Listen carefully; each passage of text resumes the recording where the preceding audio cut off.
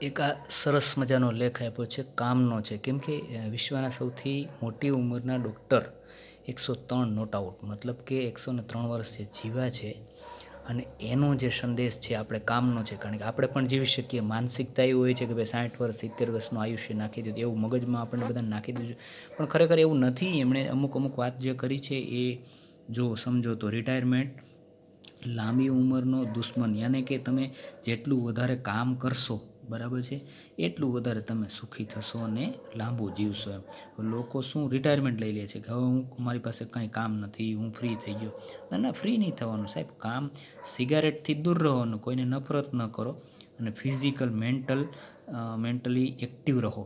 આ 3 સેન્ટેન્સ બહુ સરસ આપ્યા છે. એટલે આ સંદેશ હતો તો મને એમ થાય કે તમને હું આપું આ બધાને, બરાબર છે. પછી રિટાયરમેન્ટ શું એવું છે કે પહેલાં માનવામાં આવતું કે કેન્સર, લંગ કેન્સર પુરુષોના અને લંગ કેન્સર મહિલાઓની બીમારી છે. પરંતુ એ મહિલાઓ ક્યાં સિગારેટ પીએ છે? તો સિગારેટ નહીં પીવી, કહેવાનો ભાવાર્થ છે કે સિગારેટ નહીં પીવી અને વ્યસન ઓછા રાખવા.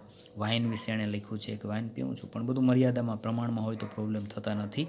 કહેવાનો ભાવાર્થ છે કે તમે 103 વર્ષ જીવી શકો તો 100 વર્ષ જીવી શકો છો આરામથી. ફક્ત ને ફક્ત તમે ખોટા વ્યસનથી દૂર રહ્યો, કોઈને નફરત ન કરો, બધાને પ્રેમ કરો અને રિટાયરમેન્ટ લેવામાં એને જીવનભર પર્યાપ્ત કામ કરતા રહ્યો કે એવું છે ને. સાથે સાથે એ પણ એક છે અહીંયા બીજું કે ફૌજી એને